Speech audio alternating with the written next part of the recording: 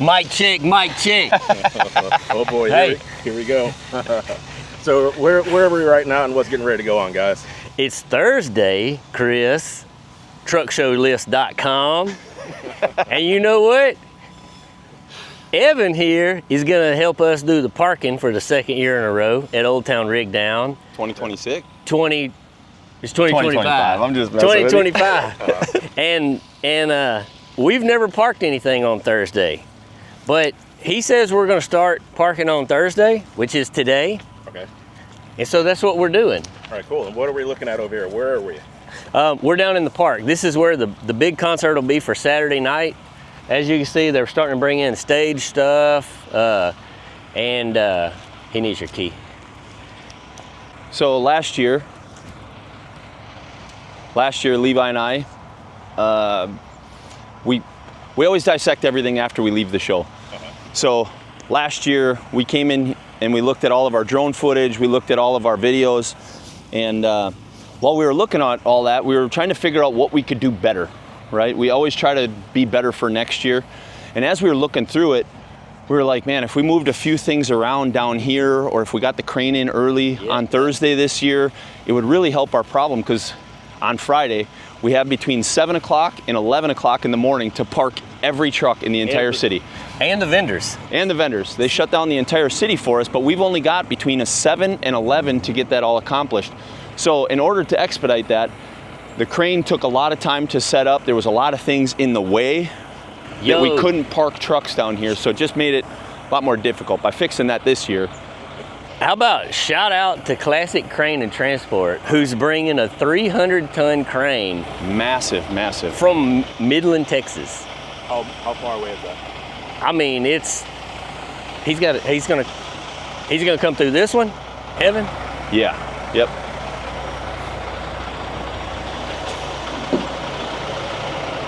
He's gonna come, it's 8 or 10 hours in a car. Okay.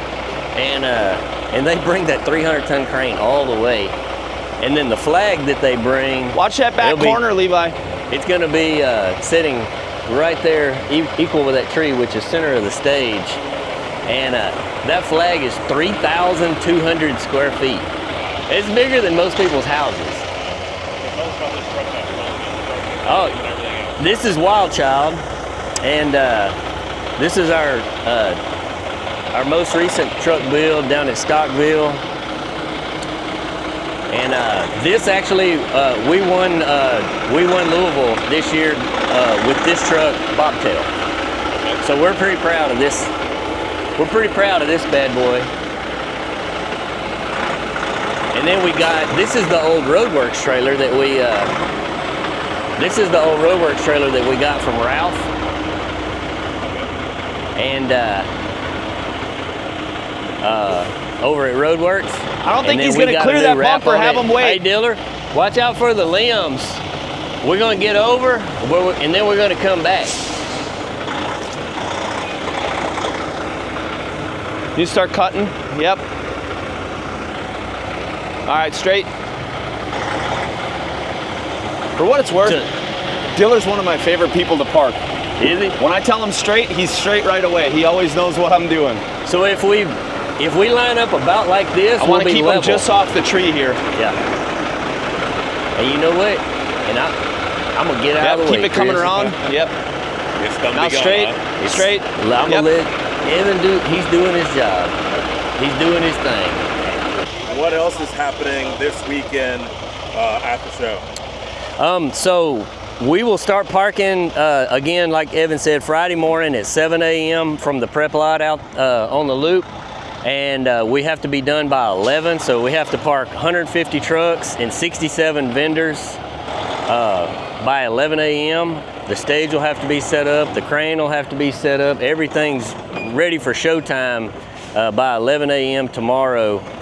And then tomorrow night, which is Friday, 7:30 p.m., about dark, we have the light show, which if you've been to any truck show, you know you don't have to tell people to turn their lights on. That's the coolest thing. So a lot of the town folk here in Nacogdoches, what do you think of this? They'll say, well, how do you know that it's going to be the light show? And I say, oh, you'll know. You don't have to tell truck drivers to turn their lights on. No. Boy, that thing right there is low. That's why I said you had to watch Yeah, that curve. I had to get him all the way over the edge, and I still probably couldn't have slid my thumb in between it and the ground. You put that And so, light show 7:30, and then simultaneously the Friday night concert starts up on the square, and we'll go check that out in a little while. We'll have a new stage brought in right there on the square, right in the street, and we'll have the J. Dalton Band from Lufkin, Texas, and then we got the Jacob Stelly Band, Texas Country. They'll be on Friday night, and that goes all the way up till I think 11 o'clock, and it's a pretty busy time up on the square. And then the show kind of, this is all set up on Friday, but the show kind of moves down here on Saturday afternoon, and then starting around 4 p.m., we start having the awards and the auction and the announcements and the thank yous. And then around 7 p.m., we'll have the national anthem, looking at our massive 3,200 square foot American flag. And we'll have Neil McCoy come on and give the Pledge of Allegiance right here live. And then Neil McCoy will perform his show, which if you've ever been to, y'all were here last year, he puts on a show. He puts on a heck of a show. He puts on a show. So the power went out, if you remember back, the power went out in the middle. He didn't skip a beat. Nah. Like, he just jumped off the stage while they were fixing the power, and he goes out high-fiving everybody, and then he comes back and he goes He's a back performer. It's like nothing ever happened. And then right after Neil McCoy, we're gonna ask everyone to come out to the merch tent, which is gonna be set up here with Wild Child. And we're gonna ask them to donate, buy some products, because all that money goes towards the charity too. And then Aaron Watson comes on, and he comes on at 8:30 p.m. on Saturday night, and he puts on an hour and a half or so show. He's incredible. We brought in a whole nother sound system this year. So we had speakers in the front and then about right here last year. And then this year we're gonna bring in a third set that are gonna be, what the engineers told me, they're like a half a second delay in sound. And they'll be back there on the corners, because we had some of the guys saying they couldn't hear as well last year. So we listened, we heard the comments. So brought in a bunch more sound. And what helps this year is we're going to have the trucks shut off. They're all going to be on the trucks battery chargers this year. So the other issue is with the trucks running, people couldn't hear the sound because of the trucks running. Yep. But this year, all the people parked in the park here are going to have their trucks turned off, and they'll be on battery chargers. Yep. So that'll help with the sound. We read the comments, and we listen. Now, with some of the money that was raised last year, what have you guys been able to do since last year and now with some of that money? Any things built? Yeah, so really good question, Chris. So we took nearly all of the money that we raised last year. So the city of Nacogdoches and some other the baseball association, and then the college and multiple different organizations, governments.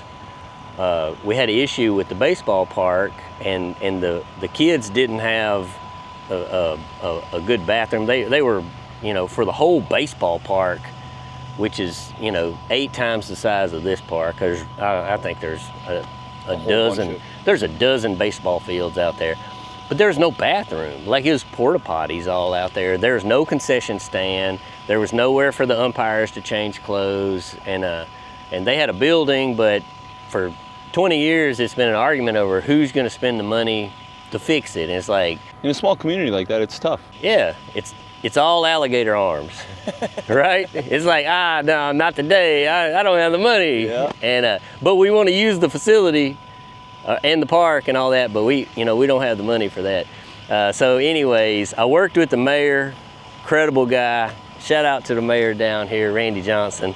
So I told him, I said, look, we're going to have our money, and we want to go down there and tackle that project, and we just need the government to just get out of the way. And he said, Troy, y'all just go do the job. That's awesome. And so he removed all of the red tape. He got everyone out of the way.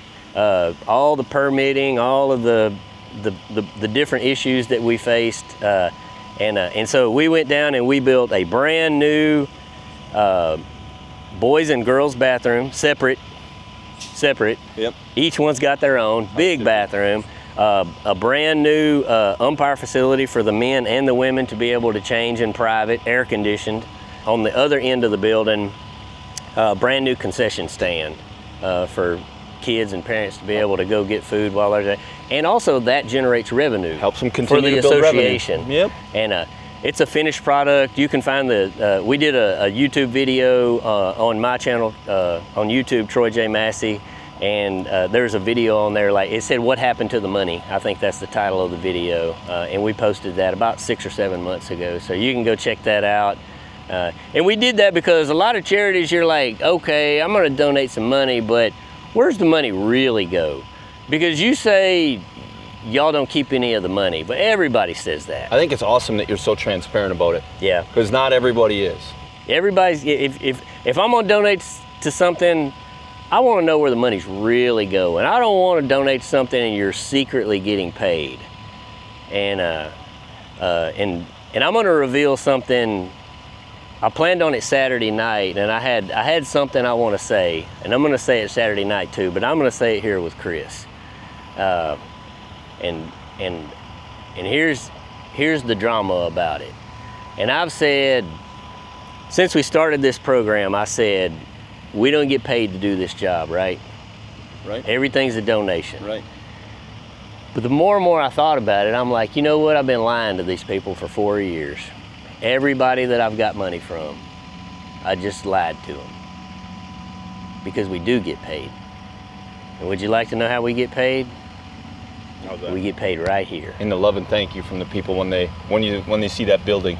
We get paid right here in the most Christian way, because going and looking at the things that were built at Christ Episcopal School and the Hero Foundation and CASA, where they help kids get, CASA jumps in there and helps kids get adopted, and they really help parents streamline that process, and they walk them through it and help kids find a life, find parents, find homes, and everything that Old Town Rigdown has touched, you can go touch. And then last year with the bathroom, and I told my wife, I said, you know, Abby, I said, we've been lying to these people all these years that we don't get paid, because we do get paid. Yep. I mean, we really get paid something you can't even put a dollar amount on. Yep. It's so incredible, the feeling of sitting up there and just making an impact on the different charities. It's really incredible. I wish more people did that, because there's a few shows that we've been to, not helped run or anything, but we've been to, that I was like, where does that money actually go? Yeah. Well, you can't do it without the sponsors. Yep. I mean, you know, you've got people that could spend their money anywhere, you know, like PDI and Roadworks and you know, local, one of my longest friends, Batters Law Firm, Jeff Batters over here. I mean, I could go through the whole list of people, Peterbilt Motor Company, Rush Peterbilt. I could go through the whole list. We'll show them on a banner later, but they could spend money anywhere. Yeah. Right? And they choose small town and they choose us, like us as a team, to say, you know what, we're going to invest some money, hard-earned money. Oh yeah. Because it's not easy owning a business and putting everything on the line and going and earning money. And you say, you know what, here's $5,000, here's $10,000, here's $20,000. We're going to trust you to put on this show and go make a difference in people's lives. So, but for Peterbilt to step into doing something cool for a small community like this, that's what we see as the big value, and what's just awesome to see them step up. Shout out to all my friends up there in Denton. Man, I got some good friends up there. All of them, from Jake, Jim, all the way down through the engineers and the guys that work in the factory. I got a lot of friends at Peterbilt on social media, and I got my 100K truck getting worked on, and then I already worked with Jake, and I'm gonna bring it to the factory. I'm gonna let y'all check it back out. That's awesome. Where can people find out more information about the show? and the schedule and all the other things going on this week? You can check us out on www.oldtownrigdown.com, or if it's easier for you to remember, go to www.truckshowlist.com. You find out all the truck shows, not just ours. You can go to either one, and there's links for, you know, every one. Well, thanks for the plug. I appreciate it. Yep. And it's only Thursday, so there's plenty of time for everybody to make plans to be out here if you hadn't. But if not, there's a photo gallery. Yep. On the website, on your Yep. website, that you can look at what went on last year. Yep. All right, we'll see you guys. All right.